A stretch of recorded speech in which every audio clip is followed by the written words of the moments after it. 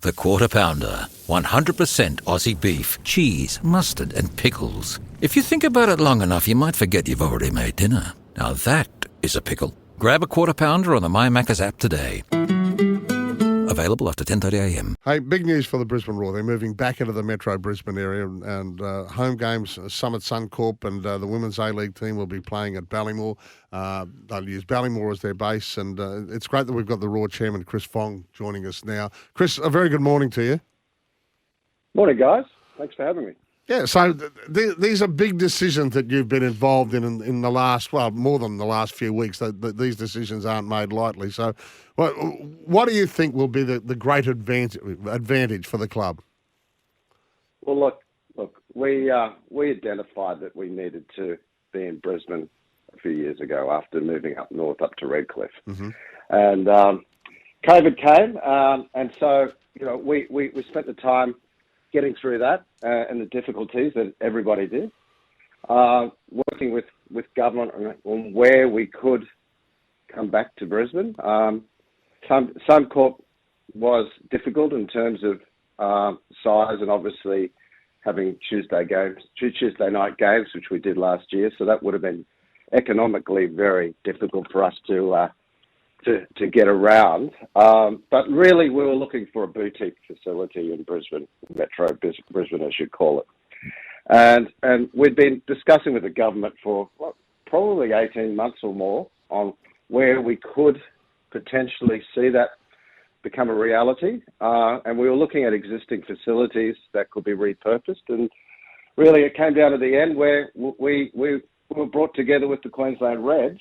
As we all know, Ballymore's been in existence for years and has been an underutilised stadium and basically hasn't been utilised at all. And there was a plan to revitalise that. And I think around with the Olympics announcement, the World Cup announcement for the women in our game, it became a front and centre opportunity for all of us to get behind it. And so we started working with Queensland Reds over a year ago on how that could look, and also with the Queensland government on on their opinion and what their views were, and that's where we got to last week the week before with the announcement that our intention is to base our women's professional team out of Ballymore this season or the coming season, and eventually move our men into there once we can get the final facility completed. Well, the final plans completed, which will probably take a couple of years. Yeah, no, it's great timing. And I bet you've got the council involved too, Chris, haven't you? Like, what about training facilities? You haven't even been that stable with them either. Well, look, actually, the training facilities have been in the works for a couple of years now. And yep. And again, we go back to COVID, that's been delayed. We signed a deal with Moreton Bay Council a couple of years ago. Yeah.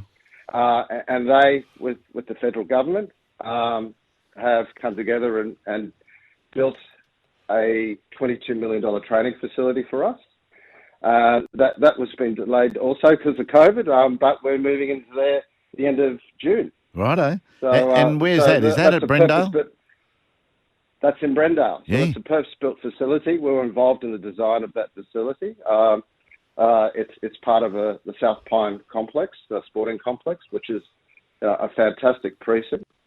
And we're very excited that in the next few months we'll be starting to move into there and be based there in a long-term proposition. Oh, this has just been one big decision after another, hasn't it, since COVID? You've fought and the games had to fight to keep this league alive. The sale of the grand final, for example, that caused a headache or two for fans, didn't it? Well, look, it was a very difficult decision for a lot of the clubs, and including Brisbane. And look, there's no secret. We can't afford to we can't afford to sort of ignore the economics around it.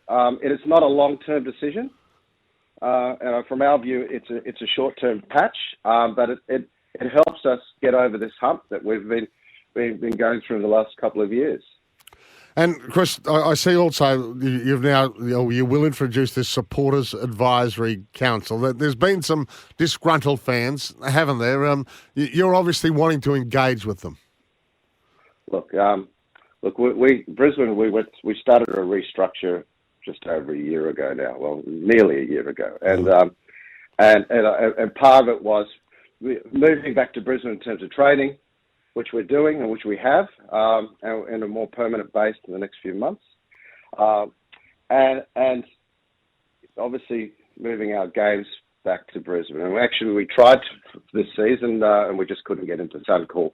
There was no availability. But look, part of that, as you mentioned, our fan engagement, we wanted to do that as a important milestone for the club in moving forward, and timing was all part of that, and we announced that last week. And we have been engaging the fans this year, and we want to lift that up to another level. And we're not talking about running our club. We're talking about actually important decisions and what the fans feel about it, and how we can really get support behind certain objectives that we'll be aiming for. And I think just getting inclusiveness and getting our supporters group and broader fans involved can't be a bad thing. Nah, it should be good. And if you get a goal or two more, mate, Zava retired on Ted Lasso overnight. Well, and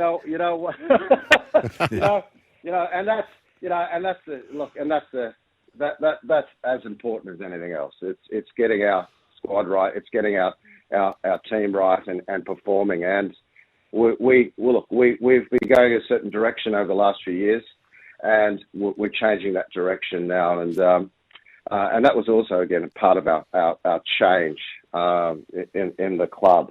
So next week we'll be announcing a new coach, and I think we'll the market, our game, our fans, our supporters will see that we are actually doing what we said we're going to do. Good stuff. And I think it's going to be positive. Chris, thanks for your time this morning. Really appreciate it. Thanks, Chris. Thanks, guys. Cheers. Hey, it's Cameron Smith. Nothing's more frustrating than blocked drains, leaks, or cold showers. If you're in deep water, drop a line to Salmon Plumbing. Their well-trained, fully licensed team can fix any plumbing emergency round the clock. Visit salmonplumbing.com.au. QBCC 741050.